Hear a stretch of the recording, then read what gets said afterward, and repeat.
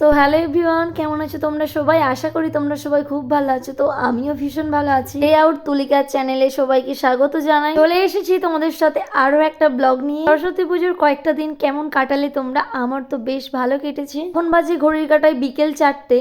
আমি চলে গেছিলাম পুজো মণ্ডপে। দেখতে দেখতে প্রায় পুজোর 8টা দিন কেটে গেছে। মাও এবার চলে যাবে। ওই যে মা যেহেতু আজকে বিদায় নেবে, তার জন্য এত কিছু আয়োজন। চলো আজকে তোমাদেরকে কিছু পুজোর রিচুয়ালস দেখাই। তো আমাদের এখানে কিভাবে মাকে বিদায় জানানো হয় সেইটাই তোমাদের সাথে শেয়ার করব। আমাদের পাড়ায় কয়েকটা মন্দির আছে যেগুলো প্রতিদিনই পুজো করা। ফার্স্টেই আমরা সেখানে যাব। কোথায় আছে না, আগে ঘরের পুজো, তারপরে বাইরের পুজো। আমরা সবাই মিলে চলে গেছিলাম আমাদের বড় মন্দিরে। এদিকে দেখো বাবুন ঠাকুরও চলে এসেছে, আর এদিকে দেখো পুজো করা শুরু করে দিয়েছে। তো ওখান থেকে পুজো করে আমরা চলে গিয়েছিলাম হনুমানজির মন্দিরে। চলো তোমাদেরকে বলি এই হনুমানজির মন্দিরটা কেন করা হয়েছে। তো আজ থেকে কিছু বছর আগে এই মন্দিরটার অপোজিটে একটা মাঠে হনুমান নিজেদের মধ্যে যুদ্ধ করে একজন অপরজনকে মেরে ফেলেছে। সেই থেকে এই মন্দিরটা করা। এই দেখো তোমাদের সাথে কথা বলতে বলতে পুজোটা হয়ে গেছে। তো আমরা সবাই মিলে চলে এসেছিলাম মণ্ডপে। তো এখানে মায়ের পুজো হচ্ছে। তো নিয়ম ছিল যে সূর্য ডোবার আগে পুজোটা সেরে নিতে হবে। তো সেই মতে পুজোটা করা হয়েছে। অবশেষে আমাদের পুজো হয়ে গেছে। রাতে ছিল খাওয়ারের ব্যবস্থা, তার জন্য বিকেল থেকে সবজিগুলো কাটা হয়ে গেছে। আগে থেকে এখানে মাছগুলো ভাজা হয়ে গেছে। যেহেতু হাতে খুব কম ছিল তাই আগে থেকেই কাজগুলো সেরে নেওয়া হয়েছে। এইদিকে রান্না তো অলরেডি স্টার্ট হয়ে গেছে। এখানে দুটো কড়াই রান্না হচ্ছিল, একদিকে মাছ হচ্ছিল, আরেকদিকে সবজি হচ্ছিল, আর এইদিকে দেখো সব মশলাগুলো বাটা হয়ে আছে। তো আজকে আমাদের মেনুতে ছিল অনেক কিছু আইটেম। পুজো তো আগেই হয়ে গেছে, এইবারে চলো ঘট কাটা হবে। তো অনুমতি ছাড়া কখনোই পুরোহিত ঘরটা কাটতে পারবে না, তার জন্যই কমিটির সদস্যদের থেকে অনুমতি নিয়ে ঘরটাও কাটা হলো। দেখো দেখতে দেখতে আমাদের পুজোগুলো সবই কেটে গেল। দেখো পুজোর সবকিছুই আচার আচরণ গুলো কমপ্লিট হয়ে গেছে। এইবারে পুরোহিত ঘটে যে জলটা ছিল সেটাই সবার মাথায় ছড়িয়ে দেয়। এটাকে আমরা সানজল বলি। ঘরটা কাটা হয়েছে, তার জন্য সব কমিটির সদস্য এখানে উপস্থিত ছিল। চলো আজকে তোমাদেরকে একটা রিচুয়ালস বলি। তো আমাদের এখানে নিয়ম আছে যে নতুন বউকে নাকি বরণ করতে হবে। তো সেই অনুযায়ী আমি এ পাড়াতে নতুন বউ। তো এই বছরে বরণটা আমিই করব। দেখো বরণ করার সব নিয়ম আমার জানা নেই। তো এখানে আমাকে দেখিয়ে দিচ্ছিল কিভাবে বরণটা করতে হয়। তো সেই অনুযায়ী আমি এখানে বরণটা করছি। হয়তো আমার অনেক নিয়ম ভুল আছে।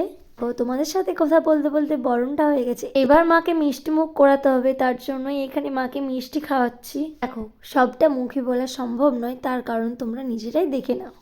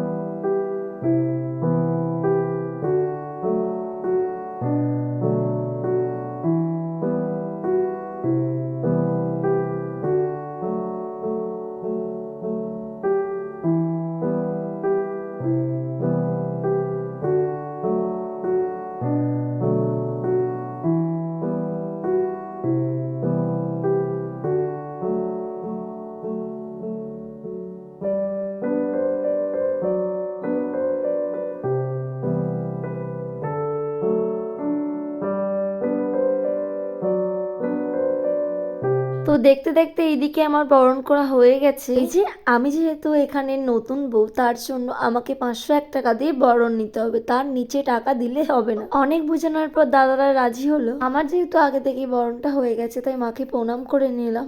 এদিকে দেখো মাকে সিঁদুর পরে কত সুন্দর লাগছে। তো ওখান থেকে কয়েকটা ফটো তুলে আমি যেহেতু বরণটা করেছি তাই বিদায়টা আমাকেই জানাতে হবে। এই মুহূর্তটা সব মায়েদের কাছে অনেক কষ্টের, যেগুলো মুখে বলা যাবে না। এই সময় যখন এই রিচুয়ালসটা হয় তখন নাকি বলা হয় যে মায়ের সব ঋণ নাকি শোধ করে গেছি। আচ্ছা তোমরাই বলো, মায়ের ঋণ কি কখনো শোধ করা যায়? কনকাঞ্জলি হয়ে যাওয়ার পর এইদিকে দেখো একটু সবাই মিলে ডান্স করছিল। তো ডান্স করে এবার চলো ঠাকুর ফেলানো হবে।